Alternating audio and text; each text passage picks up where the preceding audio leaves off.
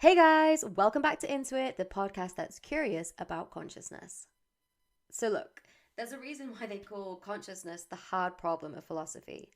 I don't know what I've got myself in for, but I'm so excited because honestly, staying up and reading loads of these really in depth papers and considering more about the world has already made me feel more excited to be alive and ignited my curiosities and opportunities for learning. I feel like the meme of Charlie from Always Sunny with the red string, just like realizing shit, connecting stuff together and generally having my mind blown.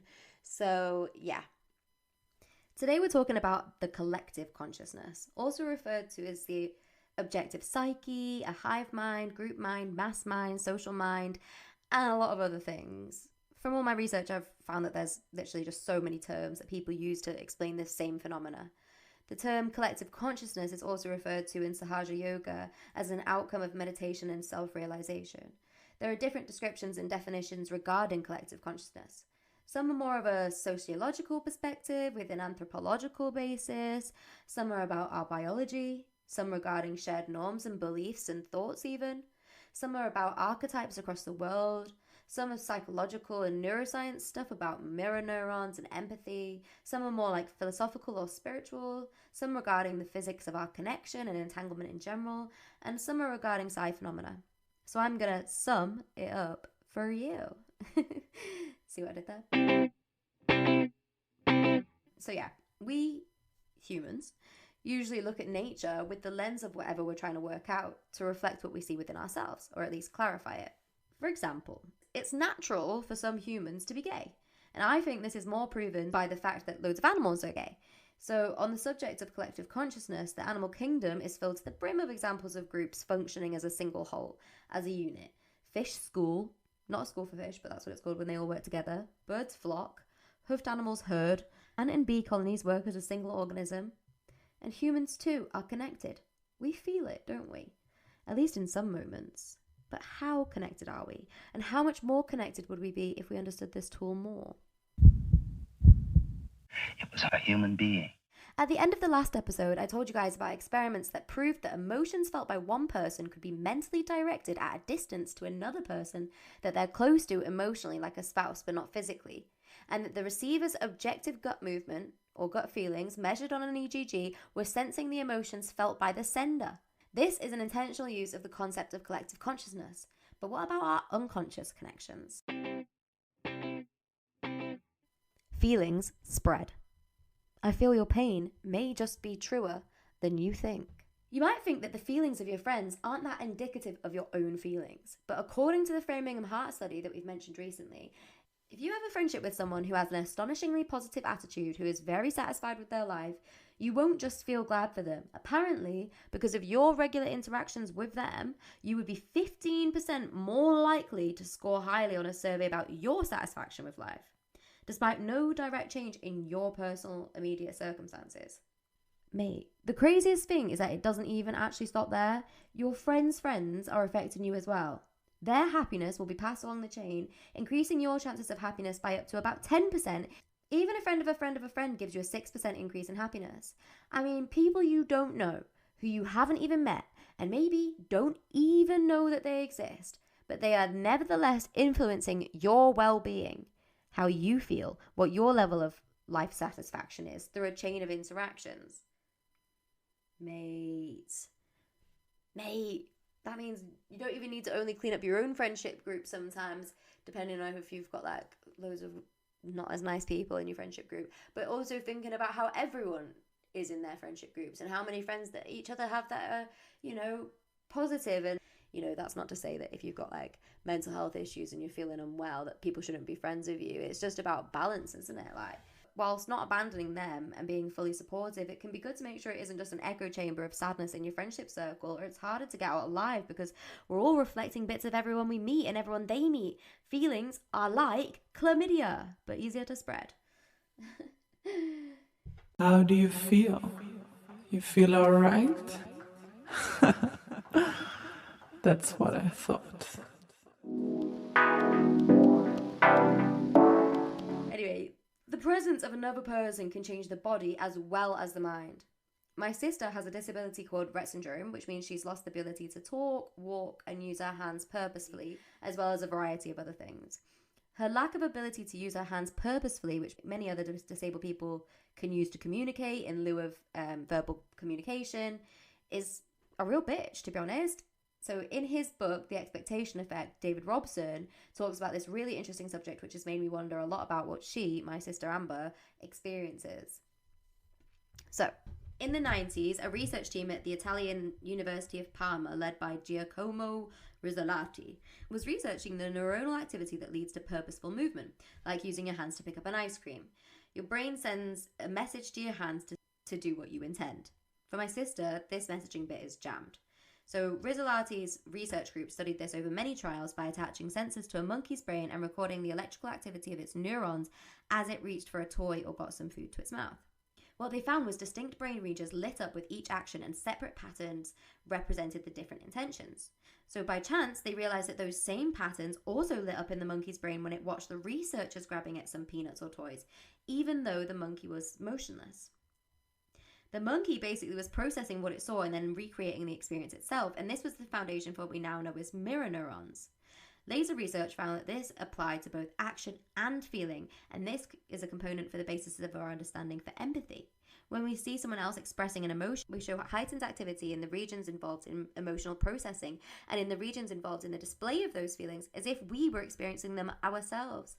Although research shows that psychopaths and other similarly disordered people may have impaired mirror neuron systems, and unlike in a healthy brain, they, in regular terms, may have trouble seeing things from your point of view due to this mechanical failure.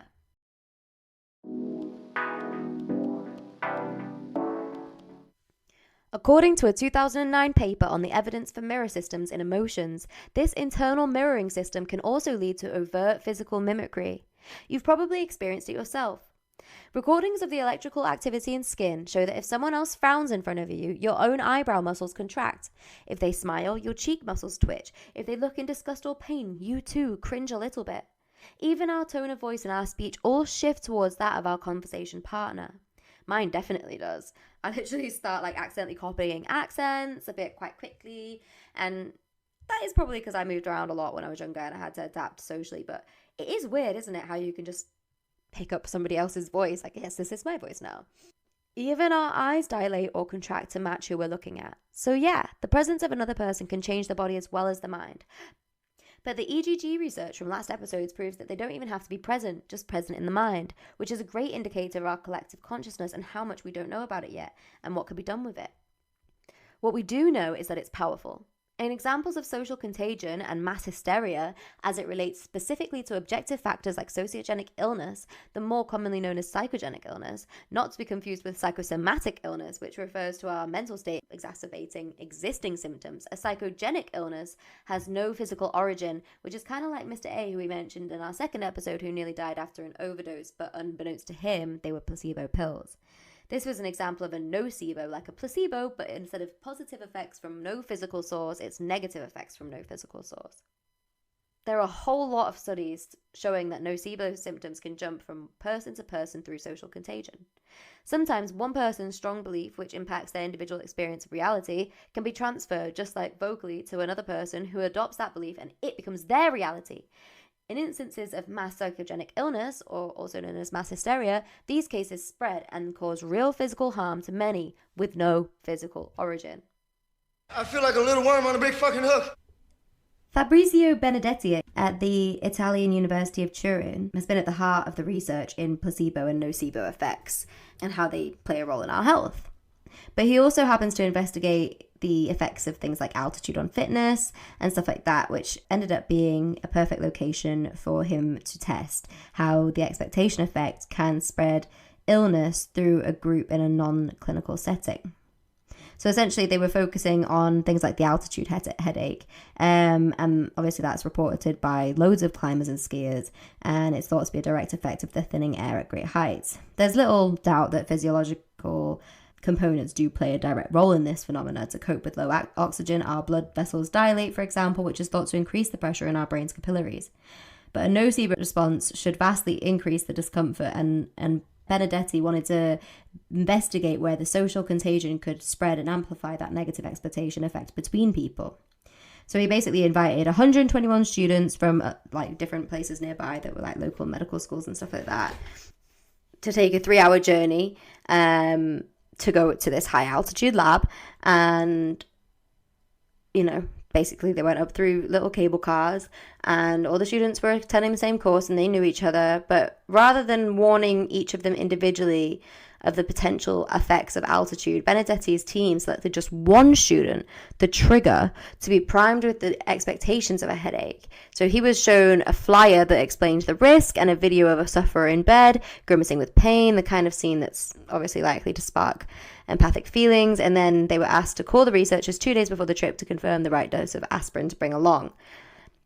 And they didn't tell the student to pass on that message, but the trigger happened to mention it to a few friends anyway, who then mentioned it to their acquaintances. And by the time of the actual trip, news of the potential risk had reached 35 others, all of whom had called the centre ahead of time asking for advice about the amount of aspirin to take with them. So all of that was just based on that one person being told that information.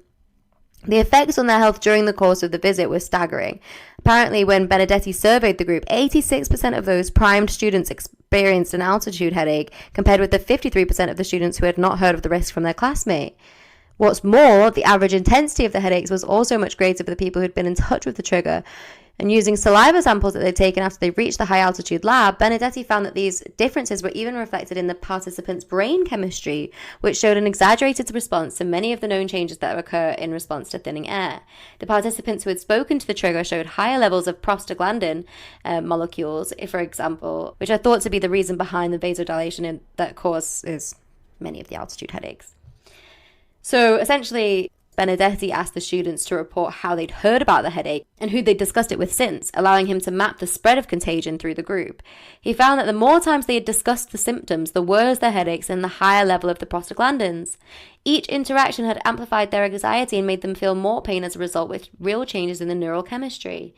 It doesn't seem to matter where the expectations come from. They could be generated by a doctor or a peer, but the stronger the expectations are, the stronger the effects will be, Benedetti said.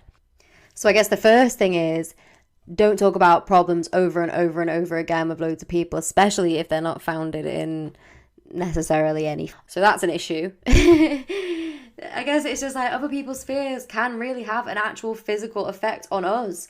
I think it's like a web that we're all part of, maybe not directly connected, but somehow like our consciousness is impressionable to the collective. What happens to us, another tugs on us even just a bit. If one person leans on their connected bit and that person's close to you, is in, you know, like a level of connection emotionally or physically, then it will affect you and vice versa.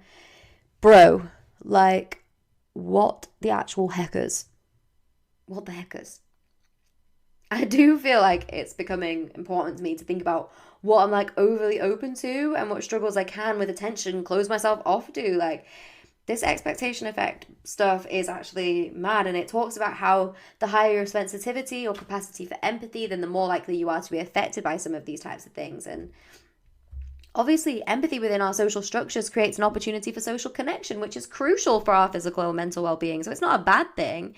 And, you know, even this stuff can, you know, contagious expectation effects like this can be useful. Like, you know, if you're living in a region with, you know, lots of malaria-carrying mosquitoes and you see people scratching around you or hear them talking about being itchy, then you're more likely to detect the presence of insects on your skin and remove them before they transmit disease. So, you know, in situations, like there are situations where it's good, or like somebody starts feeling a bit ill off eating their dinner, and then so you kind of you think, well, maybe I feel a bit ill, but you don't, but they've got food poisoning and you've just got a warning, like twang of sickness, if you know what I mean, like a little idea about sickness in your head, and that's enough to put you off. So it's like almost like it's all the things. It's like presentiment, but it's also like, whoa, we're sharing all this stuff. And I think social connection as a whole, any way that we can be socially connected, is going to be, you know, useful.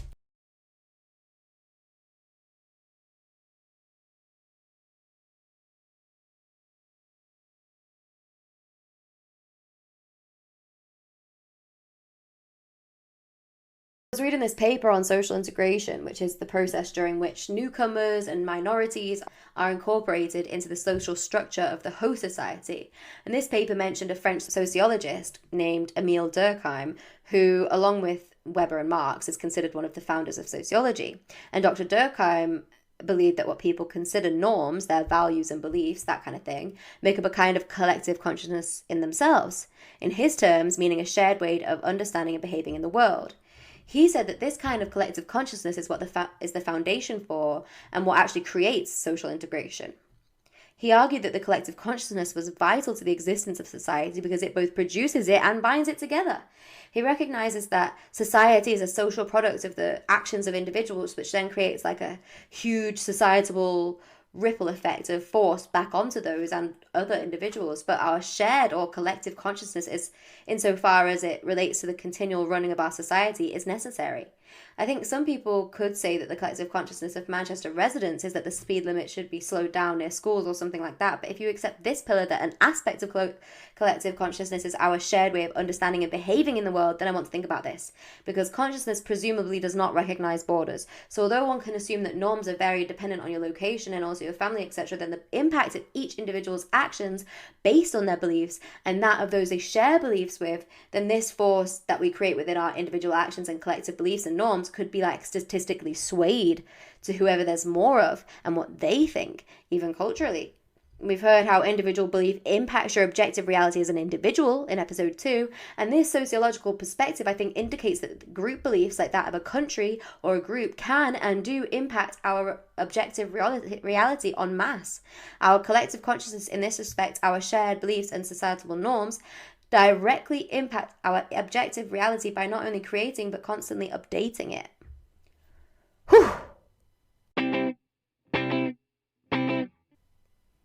Swiss psychiatrist Carl Jung founded analytical psychology and has had a great influence in much of our world today, in the fields of obviously psychiatry, but also anthropology, archaeology, literature, and philosophy.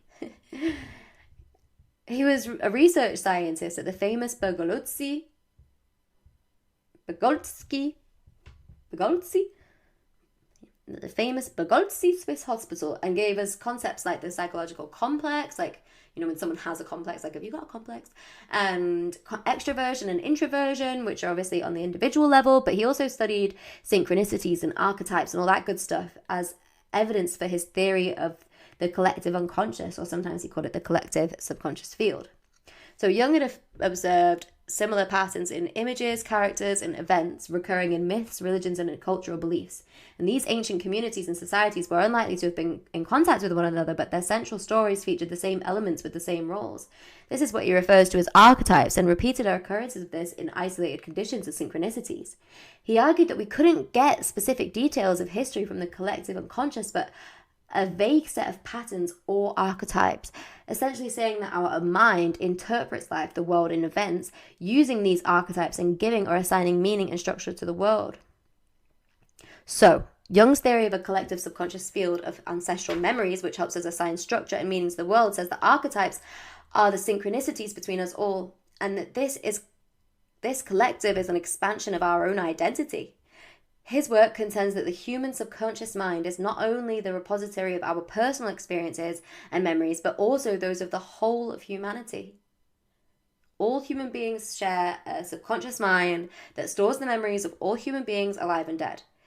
You may have also heard of the earlier concept of the Akashic Records, which I believe is of Hindu origin. And the Akashic Records are a compendium of all universal events, thoughts, words, emotions, and intent ever to have occurred in the past, present, or future in terms of all entities and life forms, not just human. And I would love to have my records read if anyone knows how to.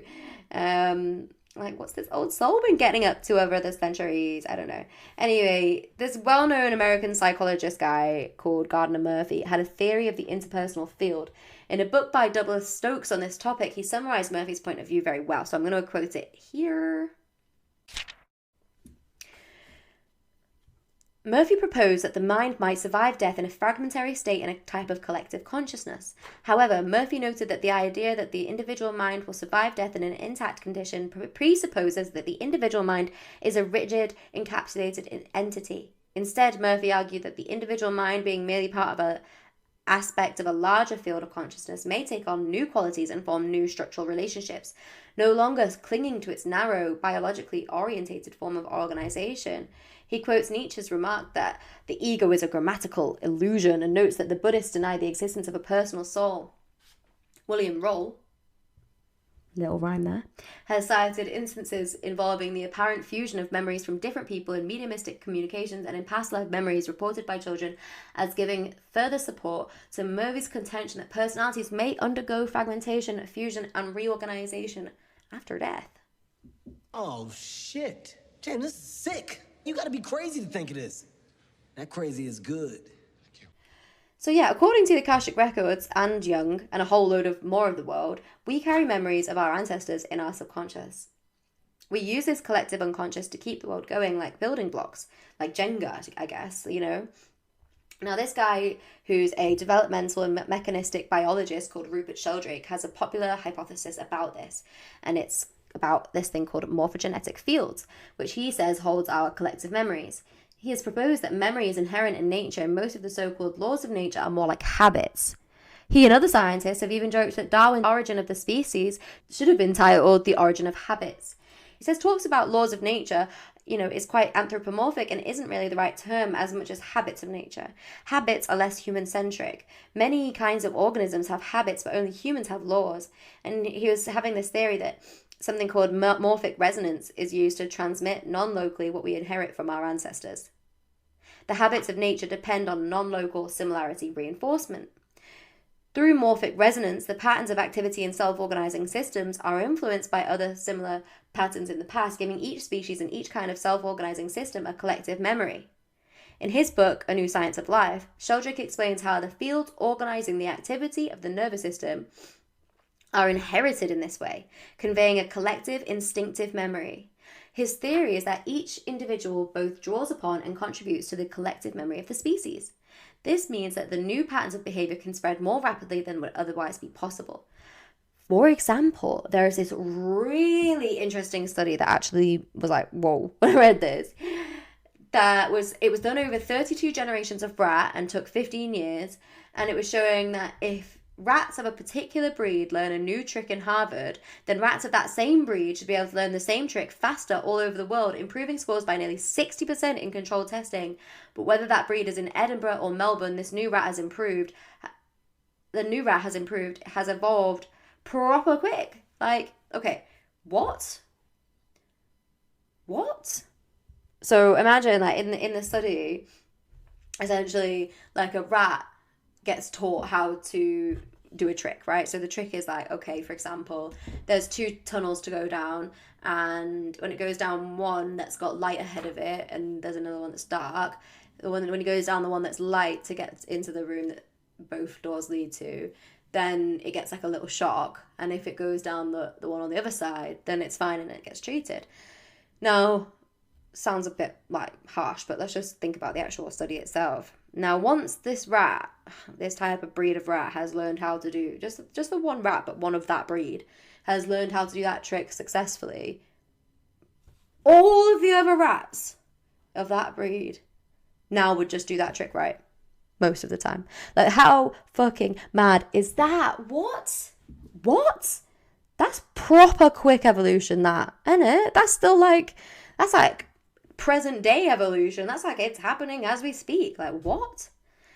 Now, I thought this episode was going to be more focused on what happens in the collective consciousness of the living, but I guess that brings us back to the complexity of time and how it is even a thing, lol. It's so interesting and much more likely now I think about it that since nothing is created or destroyed, all of those memories and things are shared across time and generations and countries within this collective consciousness. What's intriguing to me is past life memories, and it was mentioned obviously in the quote by Murphy earlier, or about Murphy, sorry. Some children, usually between the ages of 2 and 5, will start to say really strange things about, what their life was like before they were in mummy's tummy, and those children's ramblings have been so intense that they've been verified and found out to be so on point about a real person who lived and died. For the past 20 years, this guy, Dr. Jim Tucker, who's now the director of the Division of Perceptual Studies, has focused mainly on cases found in the US, and his book Return to Life offers accounts of very strong American cases of young children who remember their previous lives, like the well-known cases of James Leininger, I think that's how I'm supposed to say it, or Leininger, who was a young boy who had a verifiable past life memories of being a World War II pilot, and Ryan Hammonds, who had verifiable memories of being a Hollywood extra and talent agent. We know children are so perceptive, perhaps because they've got a more, recent connection to the concept of the shared consciousness collective, having been physically born recently and brought into this world. But if we agree that past life memories are possible, there has to be some explanation. And I do think that some kind of shared field is the most likely possibility, because if you've been someone else before, it really starts to wrangle with your idea of the self, which we'll jump further into on another occasion. But for now, if we briefly return to Jung's argument about cross-cultural synchronicity in ancient times when cross-continental communication was non-existent, I find it really strange how many occurrences there's been of what's known as multiple discovery. It's usually around stuff that helps us develop significantly as a society, but so weird how everyone gets the same ideas at once. For example, the blast furnace invented independently in China, Europe and Africa, the crossbow invented independently in China, Greece, Africa, North Canada and the Baltic countries, and magnetism discovered independently in Greece, China and India. Other examples are the formulations of calculus by both Isaac Newton and Gottfried Leibniz, the discovery of oxygen in the 18th century by a number of people across the world, and the evolution of the species, which was independently studied by both Darwin and Alfred Wallace. They were all independently but simultaneously found by scientists working far away and without contact with each other at all near the same time, at a time where obviously we didn't have all this easy, quick spread of information. Now, do some brains connecting to the right part of our shared consciousness web get the same ideas, as some people call them, downloads at the same time? In the spirit of this discussion, I want to ask if one of you guys has ever experienced a shared dream or even a shared hallucination. Apparently, shared dreams or mutual dreams are quite common. A dream that you're in and someone else is in, both in your own minds, as if the dream is a location. An article by neurologist Patrick McNamara on Psychology Today considers this idea. Two people having the same dream seems to suggest that dreams are not merely products of the sleeping brain. Instead, they arise outside of us and then happen to us. They're in some sense independent of the minds that record and express them. Dreams are perhaps products of the interpersonal cultural world and float in the cultural morphospace, waiting to alight on an individual consciousness. He further considers whether shared dreams are like abstract platonic forms that are bigger than an individual brain, so that they are able to manifest in several brains attuned to that form. He says he isn't sure, but he goes on to say, in short, that we have no good explanations for shared dreams. Perhaps that's why science has not yet investigated these events. He says, science has no place to put them in within its current worldview, but this is all the more reason to investigate them. Paradigm-challenging phenomena are the most important data for science because they force revolutionary changes.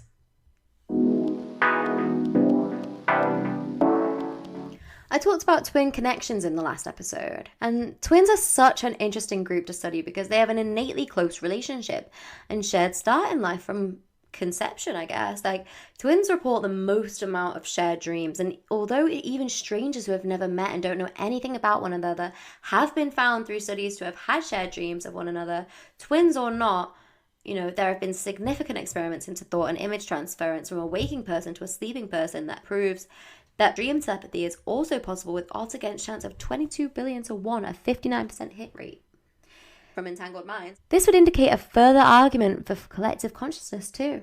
For example, in 1960, psychologist Carlis Osis and engineer Douglas Dean established a sleep laboratory in New York. And on the 6th of June that year, Dr. Osis selected a pool of 3 pictures from Life magazine, sealed them in envelopes, and gave them to Garrett's secretary to take to her home some miles away. She was to wait, randomly shuffle the envelopes, select one of the envelopes, and then telepathically communicate the image to her. Dean and Ullman stayed up all night to monitor Garrett, but they were disappointed because they saw no signs that she had gone into the rapid eye movement state indicative of dreaming. As a result, they didn't phone the secretary to start sending, but Garrett did have a dream that night about horses furiously running uphill. She said later that the dream reminded her of a chariot race from the movie Ben-Hur, which she had seen 2 weeks before. And they learned that the picture that she was trying to send was a full-colour photo from the Life magazine of the chariot race from Ben-Hur. And obviously this was unexpected but intriguing, and so Ullman moved the program to a sleep laboratory in Brooklyn, and then after running a series of pilot tests, started conducting formal trials. And from 1966 through 1973, the psychologist Ullman and Stanley Krippner and many co-workers ran a total of 379 dream psi sessions. During these repeated and even more rigorously controlled sessions is where they found out these amazing results, which I'll be talking about more over on my Instagram, so you can have a little look in the show notes to learn more about the details of those studies for yourself. What did we learn, Palmer? I don't know, sir. I don't fucking know either.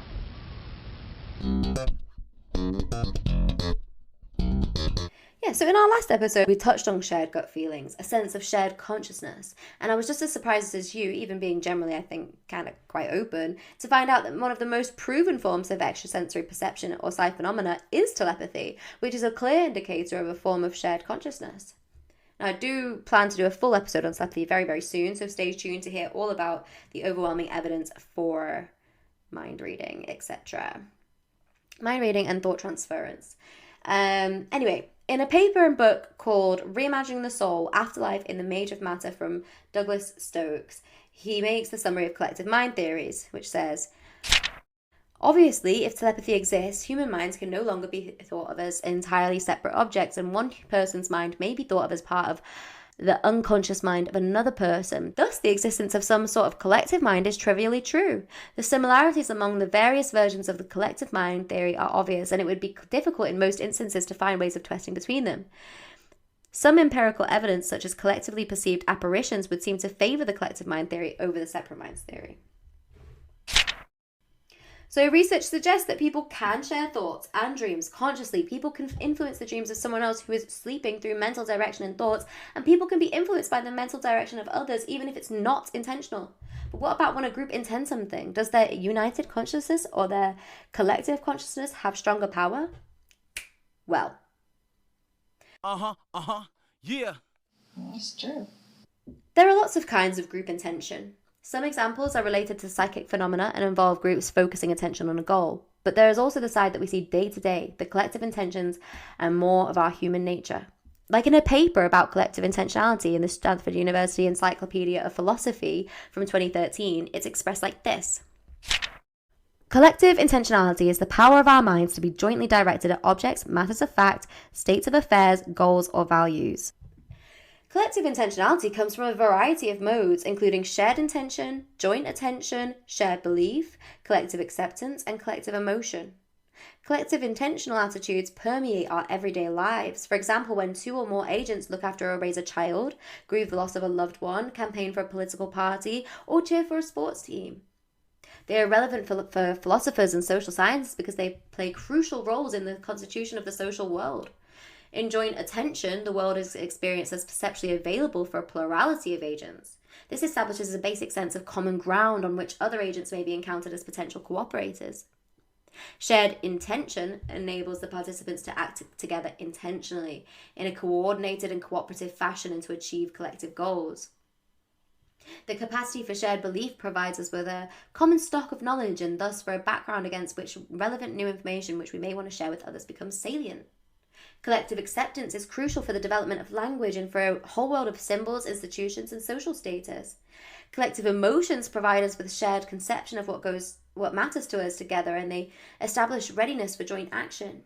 In virtue of capacity for collective intentionality, we can and should engage in joint reasoning and deliberation and reorganize ourselves to make sure that the way we live together is how we collectively want it to be.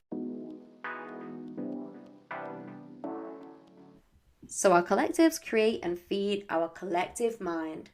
And when we use our focused group energy towards an intention, there is an activity created too. Now, engineer William Rowe, who is a smart cookie, is quoted to say this on the focused group energy idea. Every so often, we hear a group of people who unite under extreme pressure to achieve seemingly miraculous results. In these moments, human beings transcend their personal limitations and realize a collective synergy with the results that far surpass expectations based on past performance. Anyone hearing a fine symphonic or jazz group hopes for one of those special concerts that uplifts both the audience and the performers. Perhaps less frequent but more often spectacular are examples in sports, such as the 1980 US Olympic hockey team, a group of talented amateurs who stunned the world by winning the gold medal against the vastly more talented and experienced, virtually professional Russian and Finnish teams. These occurrences, although unusual, are much more frequent as commonly suspected. So Rowe was really interested in these experiments and wondered if a group of people experiencing synergistic moments would influence a nearby hidden RNG. So he used investigations and studies into RNG data measuring group coherence and concluded that the field consciousness experiment seems to be a reliable detector of the coherent mind focus of groups and people as opposed to individuals working alone. Empirical evidence in the form of a single blind experimental protocols provides direct evidence that episodes of focused group energy occur and are both sensed by people and are physically measurable. Sorry, I should say random number generators is what an RNG stands for, and they're often used for looking for harmonies between events and people and things like that. So there's this thing called the Global Consciousness Project, which has been going for over 20 years, and it's directed by Roger Nelson, who I mentioned earlier, and it began at Princeton University in the Anomalies Lab, looking to detect interactions between global consciousness or a collective consciousness and physical stems. According to their website, it's an international multidisciplinary collaboration of over 100 scientists and engineers who collect data continuously from a global network of physical random number generators located up to 70 host sites around the world at any time. And the data are transmitted to a central archive which now contains more than 2 decades of random data in parallel sequences of synchronized 200 bit rate trials generated every second, whose purpose is to examine the subtle correlations that may reflect the presence and activity of consciousness in the world. They hypothesize that there will be structure in what should be random data associated with major global events that engage our hearts and minds. Now, when the human consciousness becomes coherent, the behavior of random systems may change. Random number generators, RNGs, based on quantum tunneling, produce completely unpredictable sequences of zeros and ones. But when a great event synchronizes the feelings of millions of people, our networks of RNGs become subtly structured. The things all harmonize together in a strange way. They've done loads of really interesting research and played it against loads of big events in the world that have happened. So, for example, a unique event that they studied was the stroke of midnight from 1999 to 2000, which was known as Y2K. Many people around the world anticipated this moment with special dread and excitement. Obviously, there was prophecies of Armageddon, combined with predictions of a worldwide computer meltdown, and it made it quite a memorable night. Now, New Year's Eve, and obviously thus a good test for this experiment, really, because loads of people at the exact same time are going to be focused, basically. Now, before this Y2K experience, Dean Radin predicted that as a stroke of midnight approached in each time zone, the increasingly coherent attention of millions of people would increase the order detected by RNGs. So after Y2K came and went, he proceeded to analyze the data to see that the results showed that the variance or noise among the RNGs dropped precipitously at the stroke of midnight, which I'll put a picture up on the Instagram at some point.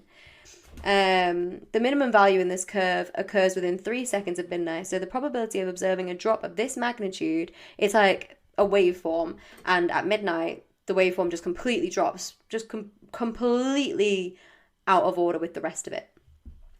And it's in comparison to similarly generated random data associated with odds against chance of 1,300 to 1. So the coherence hypothesis was correct. Now, one question that came to mind when considering this effect was whether the same sorts of deviations were observed in high and low population time zones. An estimated 6 billion people live in 19 time zones over the major land masses, compared to only 9 million living in 10 time zones on islands on the Atlantic and Pacific Oceans. If the cause of the drop in randomness is coherent attention of people celebrating midnight in each time zone, then we might expect that the difference in randomness between high and low population time zones would drop as we approach midnight. And this was the result. And they measured it across as well off all of the New Year's Eve data from 1999 to 2005, because this is kind of an old book. The odds against chance of the observed drop was 80-1. So again, these data seem to confirm their guess that the mind moves matter. What the heck? I'm crashing. What the actual heck? And it does say as well that he's often asked about, what about whales and dolphins, or billions of fish, or trillions of insects? Doesn't this experiment assign a bit too much importance to the interests of human beings? And I think so. Yes, agree. And Dean Radin thinks so. But obviously, the global consciousness product is going to be human-centric, not because of lack of interest in other creatures, but they don't know what time a whale's new year occurs, or whether insects have special days of celebration. And it would certainly be interesting to see otherwise, but we don't have the information to hand, and we also don't know the amount, in quotation marks, of consciousness awareness that the animals have. So it might take more animals, or, do you know what I mean? It might take less, they might have higher forms of consciousness, we just don't know. So I do have an episode planned about animal consciousness as well, so keep your eyes peeled for that, because if that's your kind of thing, then it will certainly be of interest, I hope. So anyway, our group attention, our group focus, can not only influence each other and living organisms, but other random objective systems too. But we don't always get it right. Sometimes the collective consciousness is misleading, like with the Mandela Effect, the Google definition of which says, the Mandela Effect is an observed phenomenon in which large segments of the population misremember a significant event or shares a memory of an event that did not actually occur. I remember the first time my friend Erin mentioned this to me, so she told me about the Mandela Effect, and we were talking about whether it was Sex and the City or Sex and the City, and I was like, yo, hits blunt. And then that was just the start. It's Sex and the City, by the way, if you're wondering. And, the main one is that it's named after, obviously, Mandela's death in 2013, after which millions of people had basically said that they distinctly remember him dying in prison in South Africa in 1985, and they remember the nation mourning and his wife giving a moving eulogy. But obviously, Mandela was actually released from prison in 1990 and was president of South Africa for 5 years, from 1994 to 1999. So there's loads of examples of this, and you may be surprised to learn that, Curious George doesn't have a tail, C-3PO had one silver leg, Darth Vader never said, Luke, I am your father, just no, I am your father, and Kit Kat never had a hyphen. Lots of people are willing to swear on their life on the surety of their memory for these and similar instances, but it seems the collective consciousness has been sadly mistaken. But there is a lot of argument whether it really is false memory en masse, or if, as some physicists suggest, that this is an example of alternate universe residue. If you are interested in this, then I would recommend checking out stuff about string theory, parallel worlds, multiverses, etc., which there's an interesting paper on called The Mandela Effect, Deja Vu, and Possible Interactions with the Parallel World by Dr. D. Bhattacharjee, who is in India's Theoretical Physics Research Division. So I'll link for that for you in the show notes. So we've looked at lots of evidence for a collective consciousness, a consciousness entanglement amongst us, but how and where is this transfer of information able to happen? In another great paper by Hungarian researcher Attila Grandpierre, great name, about the physics of collective consciousness, evidence is presented that electromagnetic fields mediate the collective field of consciousness. The electromagnetic field is the coupling mediator field between waves and particles. The author makes it clear that the fields, like the ones nature uses, like so, the olfactory fields, the acoustic fields, the electromagnetic fields, and the quantum vacuum fields are the natural basis for a global interaction between all organisms, like us, and collective consciousness, because of their ability to comprehend the entirety of the organism as a whole 360-degree thing. Now, an organism necessarily involves all these fields because they are the only way to make a simultaneous tuning, like a radio, of all the different subsystems of the organism, like us, as a whole, like the different aspects that work together to allow us to use our senses and live and breathe. Now, Grandpierre says in his abstract for the paper, this result offers for the first time experimental access to the study of collective consciousness by measuring the field-related information carrying potentials and their derivatives, the electric and magnetic fields between different individuals.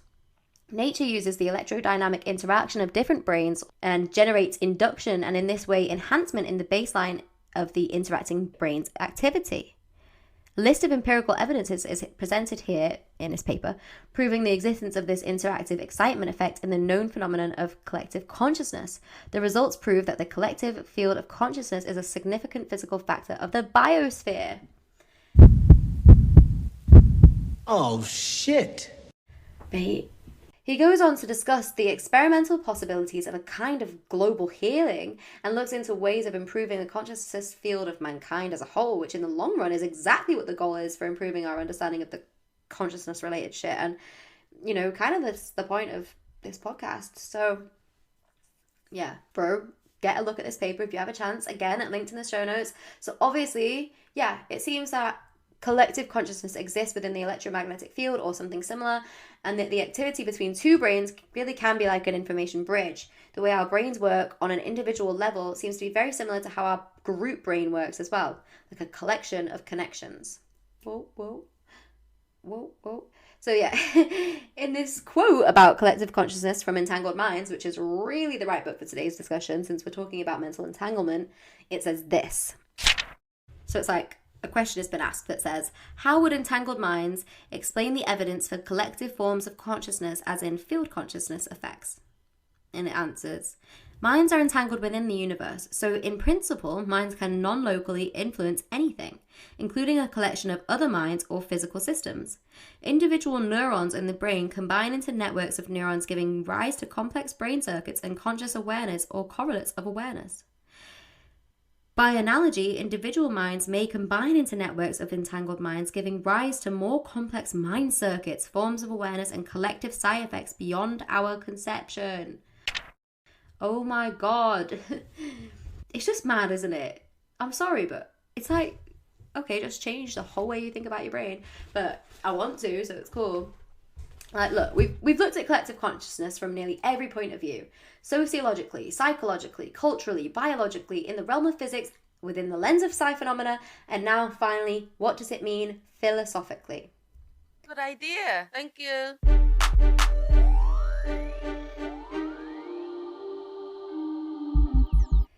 Billions of people in the world already believe in a universal consciousness.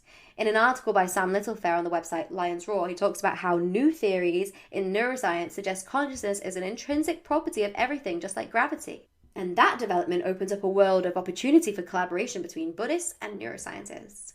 So in 2013, Christoph Koch, great name, one of the world's leading experts on consciousness, went to a monastery in India to discuss consciousness with a group of Buddhist monks, and he and the Dalai Lama essentially discussed neuroscience in the mind for like a full day. And at the end of their discussion, the two thinkers agreed on pretty much every point. And so there's a quote from Koch that says, what struck me most was his belief in what we call in the West panpsychism, the belief that consciousness is everywhere, says Koch, and that we have to reduce the suffering of all conscious creatures. Panpsychism, the idea of universal consciousness, is a prominent thought in some branches of ancient Greek philosophy, paganism, and Buddhism, and it's been largely dismissed by modern science until recently. In his work on consciousness, Koch collaborates with a researcher named Giulio Tononi. Tononi is the father of the most popular modern theory of consciousness, which is called Integrated Information Theory, IIT. Now, Tononi's theory states that consciousness appears in physical stems that contain many different and highly interconnected pieces of information. Based on that hypothesis, consciousness can be measured as a theoretical quantity, which the researchers call phi. Doctors and scientists could use phi to tell if a person in a vegetative state is effectively dead, how much awareness a person with dementia has, when a fetus develops consciousness, which is obviously a big topic of conversation, how much animals perceive, or even whether a computer can feel. So it's pretty important. And Tononi has a test for measuring phi, the amount of consciousness in a human brain. And it's similar to ringing a bell. So scientists send a magnetic pulse into the human brain and watch the pulse reverberate back through the neurons, back, forth, side to side, etc. Now, the longer and the clearer the reverberation, the higher the subject's amount of consciousness. And using that test, Koch and Tononi can tell, great names, can tell whether a patient is awake, asleep, or anesthetized. Now, there's a little quote here from Koch that says, I was confronted with the Buddhist teaching that sentience is probably everywhere at varying levels, and that inspired me to take the consequences of this theory very seriously. When I see insects in my home, I don't kill them. Me neither. The theory of IIT shows promise for the future. With more research, Koch and Tononi could better test consciousness to prove scientifically that all beings are sentient. Meanwhile, Buddhists around the world are constantly working to develop an understanding of the mind. And, one of the head Buddhists at the place had basically also said that, analytical methods can only go so far towards understanding the mind. Instead, he says the best thing is going to be by resting your mind and contemplating it. A meditator can develop an understanding of nature of mind and how it relates to everything else. So meditate, baby. Whether you like it or not, no. Didn't mean that, but you know what I mean. But just also, panpsychism, super interesting to me. And I'm keen to deep a little bit further in... I'm keen to deep dive a little bit further into various philosophies as we go forward, because people were caught up for a long time on the question of solipsism, and some still are, and that's the idea that the self has individual private experiences and that they're the only one that exist. But it ain't so, baby. Danish researcher Axel Randrup wrote a paper in the International Journal of Transpersonal Studies about the collective and egoless consciousness and the significance for philosophy of science and the mind-body problem. In his abstract, he explains how collective consciousness and egoless consciousness can be regarded as realistic alternatives or complements to individual consciousness. It contradicts the idea that a philosophy which regards reality as consisting only of conscious experiences must inevitably lead to solipsism, which is, again, only my private experiences exist. But solipsism, which is individualism, is only one possible frame of reference for consciousness, and collective consciousness are seen as viable alternatives or complements. Oh, shit. And the thing is, out of the quote now, solipsism in philosophy has been a huge blocker to further investigation into what's sometimes called idealist philosophies and other relevant kinds of philosophies like panpsychism. This is philosophies that are centric of the mind and soul rather than or in conjunction with matter and body. So the potential disproving of solipsism is quite huge in the movement towards humanity's fuller understanding of life, because it happens quite a lot where everyone's just arguing with each other, and then so certain paths just don't get explored. But if people kind of win the argument, then things go forward in that area. And obviously an ongoing question in philosophy is about our individual phenomenology, and that's the thing that it is to be me, or the thing that it is to be you, or my dog Betty has it. And the question asks, okay, if we have that, but does a group have its own phenomenology? For example, if there were 100 people with individual consciousness, is there 101 consciousness? Is it if you include the separate consciousnesses of the group, or is the group consciousness counted among the 100? I don't know. Who knows? What do you think the answer is? Let me know what you think about all this and the whole episode, really. What did you agree with or not? What do you want to hear more about? Holler at me on the email, intuitpod@gmail.com, or send me a DM on either my personal Insta @JasmineDine or the podcast Insta @intuit.pod. Whew. Anyway, in a good article online, I found this useful quote to think about this more. And it says, let's start with a thought experiment adapted from Ned Block. Suppose that whatever functional contribution each of your brain cells makes to your consciousness could be implemented instead by an individually conscious being, a miniature person, suppose, inside your skull. One by one, we replace your brain cells with miniature people, and by the end, we have a you with no brain cells but with the same cognitive functional brain structure you had before the experiment. If we ask this being, do you still have conscious experience? It will say yes, of course. If we drop a rock on its toe, it will jump and holler. If functionalism is true, then that being will be conscious. And functionalism is probably the most dominant view in philosophy of mind and consciousness studies. So this to me makes the case that our collective consciousness is a consciousness in and of itself. I guess what some people refer to as source energy, which is hard to wrap my head around, and honestly it makes me think about a million more questions. But for now, I think that the priority is regarding how we treat other conscious beings. It really does highlight the idea that pain given into another is pain given into ourselves. That's fucking deep, man. Deep. It's blunt. Good thing about for a while. And maybe it's selfish to only want to not cause other people pain, just to not cause yourself pain, but it's something, isn't it? There's something to that. I don't know. Anyway, it reposes the question that you may have heard about in The Good Place, or just from philosophy studies in general, of what do we owe each other?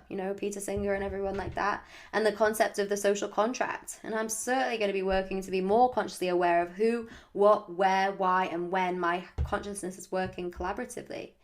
You know, our interconnectedness is deep. The attitudes of those that we're close to emotionally or physically can really impact our happiness with life. We can transfer thoughts and ideas into the minds of one another, and we do, and we can catch nocebos, and we are innately affected by one another and our interactions. We catch mass hysteria, we catch feelings of fear, we believe the same things, we do all the things together, and I just feel like we've got to be better at being better to one another, and we've got to be better at working to create a more wholesome collective consciousness. Because if we're all sharing one consciousness, and especially if that consciousness is its own thing in and of itself, I feel bad for that consciousness, because we're all probably just like back there.